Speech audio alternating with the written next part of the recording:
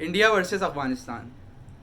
कल इंडिया और अफ़गानिस्तान का मुकाबला हुआ और क्या ही शानदार मुकाबला हुआ, जिसके अंदर हमें देखने को मिला कि 2 सुपर ओवर्स हम सब ने देखे।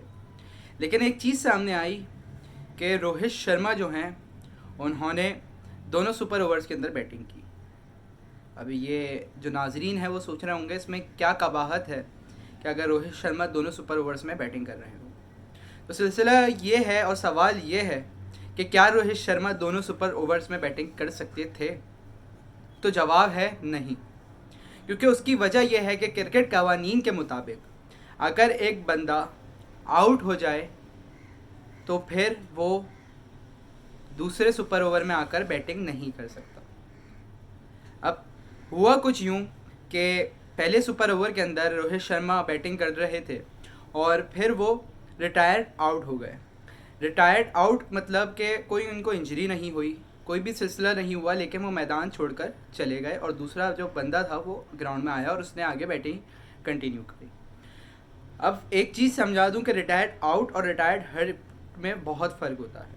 रिटायर्ड आउट ये है कि प्लेयर जो है अपनी मर्ज़ी से ग्राउंड से बाहर चला जाए तो वो रिटायर्ड आउट करार दिया जाता है, जिसका मतलब ये है कि वो आउट हो गया है, मतलब डिसमिस हो गया है और वो विकेट काउंट होगी। और रिटायर्ड हर्ट ये होता है कि किसी को अगर कोई इंजरी हो जाए तो वो ग्राउंड से बाहर चला जाए एम्पायर से पूछ कर, और फिर वो बाद में आकर बैटिंग कर सकता है। लेकिन रोहित शर्मा जो हैं वो रिटायर्ड हर्ट नहीं, रिटायर्ड आउट हुए थे, मतलब उनका कि वो आउट करार दिए गए। लेकिन हुआ कुछ यूँ कि क्रिकेट कवानीन को मद्देनज़र नहीं रखा गया और उन्होंने दूसरे सुपर ओवर में भी आकर बैटिंग करना शुरू कर दी। याद रहे कि ये मैचेस जो हैं वो इंडिया के अंदर ही हो रहे थे और जो एम्पायर्स थे वो इंडिया के ही थे। तो सवाल ये पैदा होता है, क्या इंडियन एम्पायर्स ने इंडियन टीम को फ़ायदा पहुंचाने की कोशिश की है?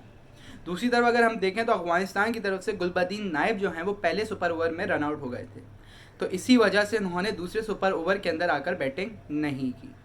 और हत्ता यहाँ तक कि गुलबदीन नायब जिस फॉर्म में दिख रहे थे कि उन्होंने पहले मैच को फिनिश किया, उसके बाद पहले सुपर ओवर में भी थोड़े अच्छे नज़र आ रहे थे और सुपर ओवर 2 में भी वो आ सकते थे अगर आउट ना होते, लेकिन वो आउट हो गए थे तो वो नहीं आए।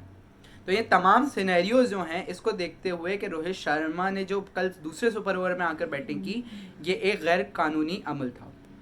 अब ये सवाल क्रिकेट फैंस से है कि क्या इंडियन एम्पायर्स को फ़ायदा पहुंचाना चाहिए था इंडियन टीम को, और अगर उसकी जगह कोई और टीम होती तो क्या इंडियन मीडिया इस पर सवाल नहीं उठा रहा होता?